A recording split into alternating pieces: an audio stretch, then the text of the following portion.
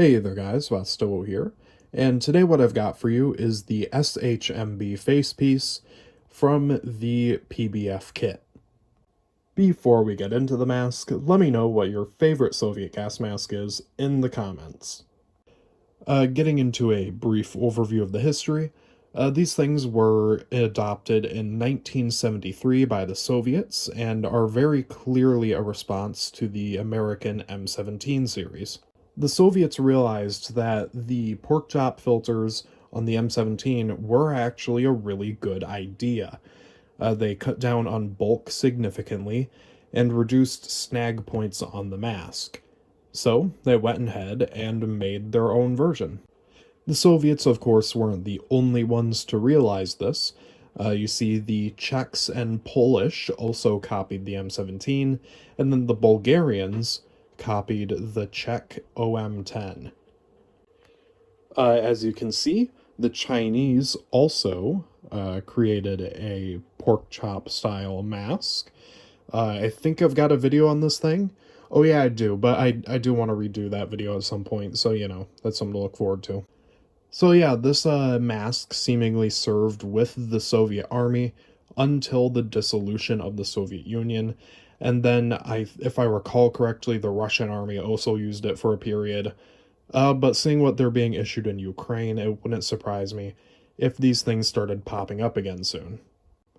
Also, the East Germans used this mask for a period. I think it really went on until East Germany became, well, Germany. But yeah, with the history out of the way, we can cover the mask itself. The first thing you'll notice is that this thing is made out of gray latex rubber. They also came in black like most Soviet masks, but mine is gray. I personally prefer the way that the gray rubber looks. Getting into the more specific features of this mask, you can see that it's got two flat forward-facing optical lenses for better integration with optical sights. This also does reduce the visibility from within the mask quite significantly. Down here, you've got your diaphragm and exhale valve color. I cannot tell if this is made out of plastic or Bakelite. It could be either. Then on each side of the facepiece, you've got your filter pockets, and those black circles are the caps that lock into the filters themselves, and I believe they also house the inlet valves. Then on the side of the mask, you can see, well, quite clearly that this is another full Soviet helmet mask, which I personally don't really like. I think that holds back their masks quite a bit. Also on the side, you've got these, well, little outcrops for the ears where they're made out of thinner rubber. They've also got these little circles which seem to be made out of even thinner rubber than that. I personally call them hearing diaphragms, but I don't think that's an actual term.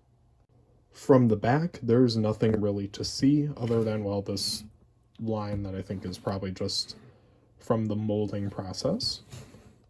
But yeah, that's really all there is to talk about on the outside of the mask, so I will take it off the head and show you what's inside.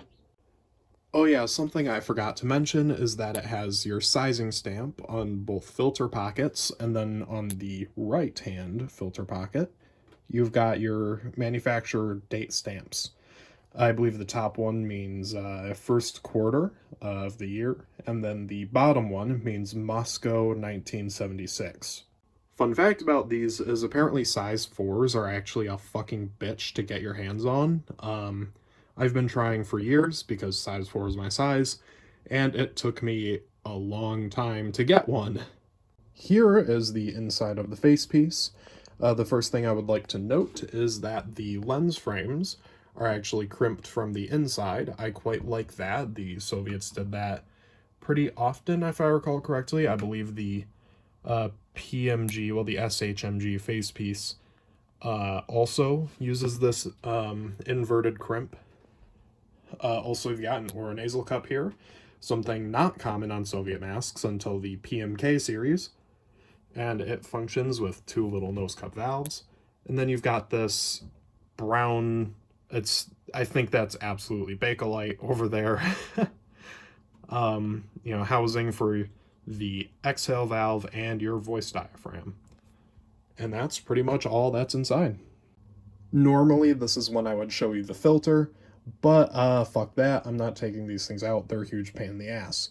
You know what an EO19 filter looks like. And if you don't, Google it.